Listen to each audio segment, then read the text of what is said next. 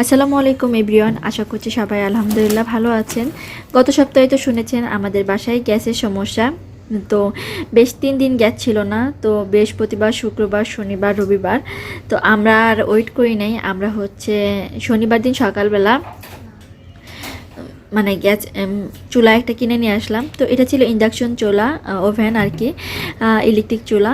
তো চিন্তা করলাম এই চুলাটা কিনে ফেলি, যেহেতু গ্যাসের এরকম সমস্যা করতেছে। বাসায় একটা রাইস কুকারও আছে, তো এইগুলো দিয়ে ম্যানেজ হয়ে যাবে ইনশাল্লাহ। আর যেহেতু তোকিকে এখন স্কুলে দিয়েছি, তো দেখা যায় আমার রান্নার একটা টাইম ঠিক করতে হয়েছে। ওই টাইমের মধ্যে যদি না কমপ্লিট করি, দেখা যাবে আমার অসুবিধা হয়ে যাবে। কারণ আমি তোকিকে নিয়ে 1:30 বাজে বাসায় ঢুকি আর কি। তো তারপরে ওকে গোসল করায়, খাওয়ায়, তারপরে ঘুম পাড়াইতে হবে। এটা আমার মাথায় সবসময় ঘুরে যে আমি যত ঠিকঠাক মতো এই কাজটা করতে পারি। কারণ দেখা যায় তো কি সকালবেলা এমন টাইম, ওকে গোসল করাইতে গরমের দিন হলে করাইতে পারতাম, বাট শীতের দিন যেহেতু, তো ওই জন্য আমি ভয় পাই আর কি। সকালবেলা 10টা বাজে যদি গোসল করাই, তাহলে যদি ওর এমনিতেই কাশির সমস্যা আছে, এই জন্য একটু টেনশনে থাকি সবসময় আর কি।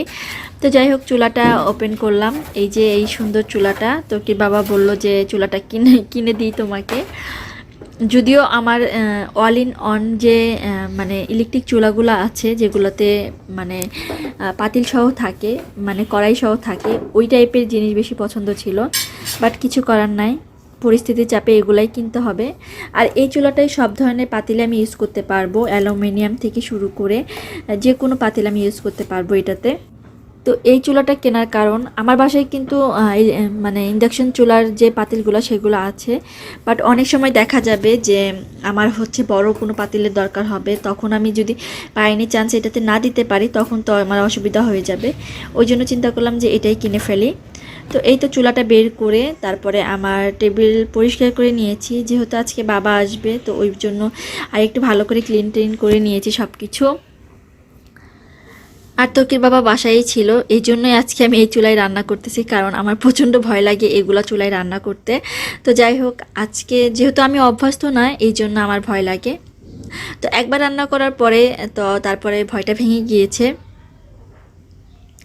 এই তো এখানে চিকেনের মশলাগুলা একটু ভুনিয়ে নিয়েছিলাম, দেন তারপরে চিকেনগুলা দিয়ে দিলাম। আর বাবা আমাদের মতোই মানে ভেজিটেবল বেশি পছন্দ করে। যদি মানে ভেজিটেবল সিদ্ধ করেও দেওয়া হয়, তারপরেও বাবা খুব পছন্দ করে। তো যাই হোক, আমি এখানে চিকেন রান্না করতেছি। যেহেতু চুলাটা আজকে নিয়ে আসছি, আর রান্না করতে একটু টাইম লেগেছে। তো এখানে ক্যাপসিকাম কেটে নিচ্ছি কিছু, একটা ভেজিটেবল সতে করব, পোলাও রান্না করব, এগুলাই আর কি নর্মাল খাবার দাবারই হবে আজকে। ভাত রান্না করতাম, বাট তো কি পোলাও করতেছিল দেখে চিন্তা করলাম পোলাওটা রান্না করি। আর বেশ কয়েকদিন যাবৎ বাইরে খেতে হচ্ছে, তো এই জন্য ভাল লাগতেছিল না যে বাসার খাবার যাই হোক তাই কিন্তু মজা লাগে।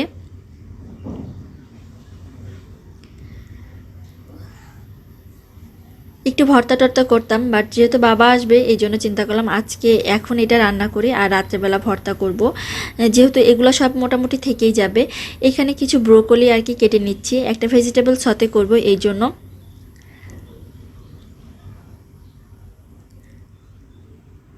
আর আলহামদুলিল্লাহ আমার বাসায় সবার সবজি খুব পছন্দ, তোকির বাবার, তোকির সবজিটা আরও বেশি পছন্দ। গত সপ্তাহে তোকিকে ভেজিটেবল সতে দেওয়া হয়েছিল, আর সসেস দেওয়া হয়েছিল টিফিনে।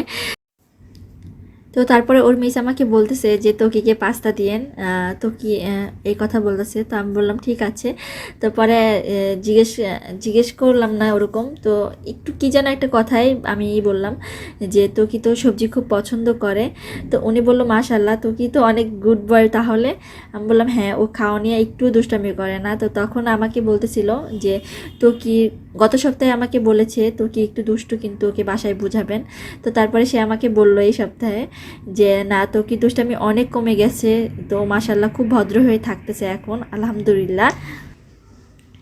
এই তো এইদিকে চিকেনের মশলাটা তো ভুনা, মানে চিকেনটা তো দিয়ে দিয়েছিলাম, চিকেনটা একটু কষিয়ে নিচ্ছি। আর এই পাশে সবজিগুলো কাটা হয়ে গিয়েছে, চিকেনটা হয়ে গেছে, আমি নামিয়ে নিয়েছি।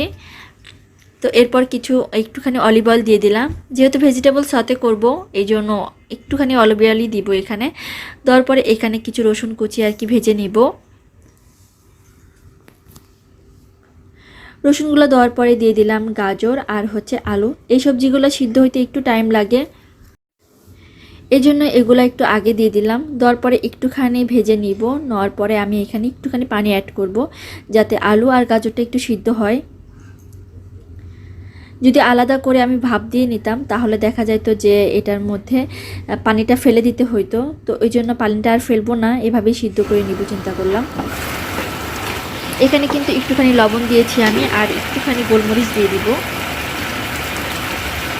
এরপরে পানিটা শুকিয়ে আসার পরে আমি ফুলকপিগুলো দিয়ে দিলাম। ফুলকপি সিদ্ধ হইতেও কিন্তু একটু টাইম লাগে, তো পানিটা একটু শুকিয়ে আসার পরে আমি ফুলকপিটা দিয়ে দিলাম। দেওয়ার পরে এখন এটা আবার একটু নেড়ে নিব কিছুক্ষণের জন্য, আর ঢাকনা দিয়ে দিব।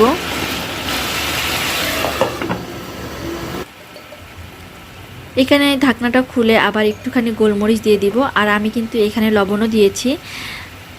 তো এবার হচ্ছে ব্রোকলিগুলো দিয়ে দিব। পানিটা কিন্তু একটু আছে, ব্রোকলি ডাটা সিদ্ধ হইতে একটু টাইম লাগে, কিন্তু এই জন্য আমি ব্রোকলিগুলোও দিয়ে দিলাম। আর চিন্তা করলাম বাকি ক্যাপসিকামগুলো একটু পরে দিই, যাতে করে আর কি মানে ক্যাপসিকামগুলো কালারটা ঠিক থাকে। ক্যাপসিকাম যদি বেশি রান্না করা হয় দেখা যায় কালারটা কিন্তু একটু কেমন যেন হয়ে যায়। এরপরে এখানে আমি অ্যাড করব ক্যাপসিকামগুলো। তো পানি কিন্তু নাই, অল্প একটু পানি আছে, জাস্ট একটু ঢেকে দিলে পরে ক্যাপসিকামগুলো সিদ্ধ হয়ে যাবে। তো এখন এইগুলো ভালো করে একটু মিক্স করে নিব। আর এই পর্যায়ে যদি মনে হয় একটুখানি লবণ লাগবে তাহলে লবণ দিয়ে দিব এখন। আর দিয়ে দিব হচ্ছে গোলমরিচ গুঁড়া। এই তো আমি যেহেতু ব্রোকলি দেওয়ার পরে আর লবণ দিই নাই, এই জন্য একটুখানি লবণ দিয়ে দিলাম আর গোলমরিচ দিয়ে এটা এখন ফ্রাই করে নিব।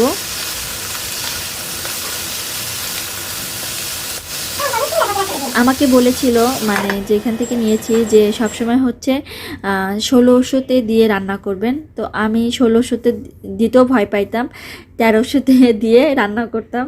তো এখন মাঝে মধ্যে তকির বাবা বলেছে যে 1600 দিয়ে রান্না করবা যখন তোমার বেশি চুলার আঁচটা লাগবে তখন। তো এই জন্য আমি তখন 1600 দিয়ে রান্না করেছি। তো এখন কিছু ধনিয়া পাতা আর কি কেটে নিচ্ছি, কুচি করে নিচ্ছি। এই ধনিয়া পাতাটা আমি এই ভেজিটেবল সসের মধ্যে দিব। এটাতে ফ্লেভারটা এত ভালো আসে, খেতেও খুব মজা হয়।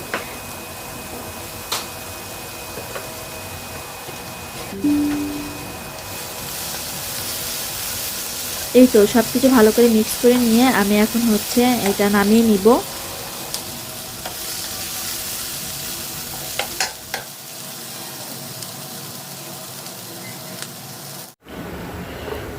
আর এবার হচ্ছে এখানে আমি পোলাওটা বসিয়ে দিয়ে ভালো করে একটু ভেজে নিলাম। নেওয়ার পরে এখানে প্রথমে তেল দিয়েছি, তারপরে পেঁয়াজ, তারপরে হচ্ছে গরম মশলা সব কিছু দিয়ে ভেজে নিয়ে তারপর চালটা দিয়ে আবার কিছুক্ষণ ভেজে এখানে এখন আমি পানি অ্যাড করলাম। পানিটা আমি কুসুম গরম দিয়েছি, যেহেতু গ্যাসের একটু সমস্যা, তো ওভেনে আমি গরম করে পানিটা দিয়েছি।